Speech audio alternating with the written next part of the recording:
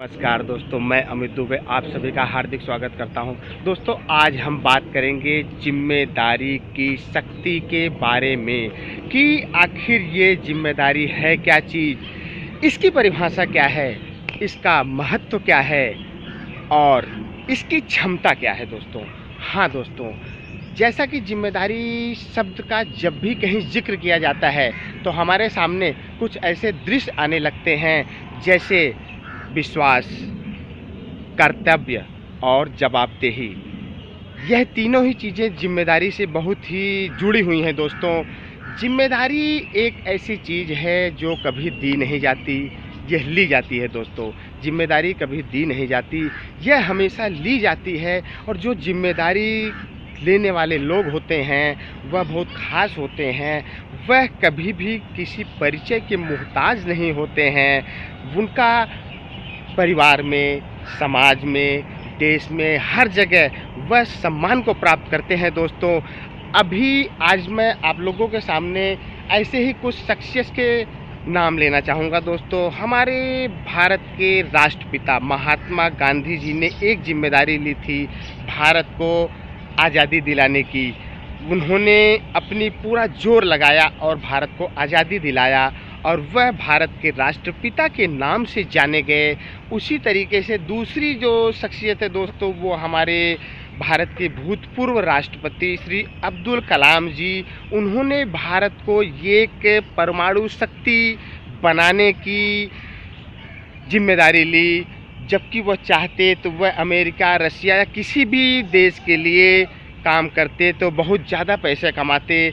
लेकिन उन्होंने जिम्मेदारी ली अपने देश को एक परमाणु शक्ति बनाने की। उन्होंने अपने देश को मिसाइल्स की शक्ति दी और वे आज ये मिसाइल मैन्स के नाम से जाने जाते हैं दोस्तों। ऐसे ही एक तीसरी शक्ति है मेजर ध्यानचंद। मेजर ध्यानचंद जो है वह हॉकी के खिलाड़ी थे और जर्मनी और भारत के बीच में आज़ादी से पहले एक हॉकी का मैच हो रहा था।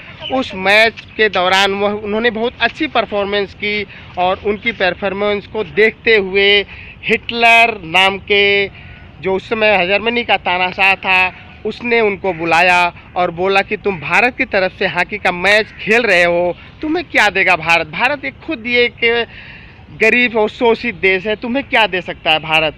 तुम जर्मनी की तरफ से हॉकी खेलो, हम तुम्हें मालामाल कर देंगे। उस पर हिटलर ने के बातों का जो मेजर ध्यानचंद जी ने जवाब दिया, वो बोले भारत, हमारा देश हमें क्या देगा, ये देश की जिम्मेदारी नहीं, हम देश को क्या दे सकते हैं दोस्तों, ये हमारी जिम्मेदारी है। ये मेजर ध्यानचंद जी ने कहा था। तो इसे कहते हैं दोस्तों जिम्मेदारी की शक्ति। जिसने जिम्मेदारी को उठाया है उसका परिवार में, समाज में और देश में नाम हुआ है, वह कभी परिचय का मोहताज नहीं हुआ है दोस्तों। तो आप भी जिम्मेदारी को उठाओ और ज़िंदगी में कुछ करने की ठानो दोस्तों।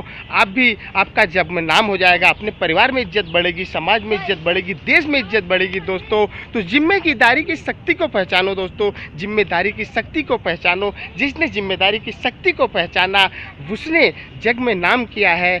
और इसी के साथ मैं अपने भारत के माननीय प्रधानमंत्री श्री नरेंद्र मोदी जी का नाम भी लेना चाहूँगा। उन्होंने इंडिया को न्यू इंडिया बनाने का जो सपना देखा है वह भी एक जिम्मेदारी है।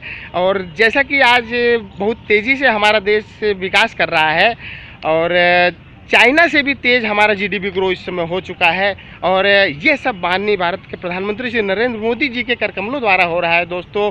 और जिस तरीके से हमारा देश आगे प्रगति कर रहा है, जिस तरीके से माननीय नरेंद्र मोदी जी ने जिम्मेदारी लिए, लग रहा है कि इंडिया को न्यू इंडिया में तब्दील करके ही छोड़ेंगे दोस्तों। तो इसे कहते हैं जिम्मेदारी की शक्ति। तो आप भी जिम्मेदारी की शक्ति को पहचानिए दोस्तों और आप भी कोई बड़ा काम कीजिए। जैसे कि सफल होने के लिए अगर किसी चीज़ का होना ज़रूरी है तो सबसे ज़्यादा दोस्तों वह होता है जिम्मेदारी। जिसने जिम्मेदारी को अपना लिया, जिसने जिम्मेदारी को ले लिया, वह एक दिन सफल भी हो जाएगा दोस्तों। तो जिम्मेदारी की शक्ति को पहचानिए और आप भी ज़िंदगी में सफलता के शिखर पर पहुँचे दोस्तों।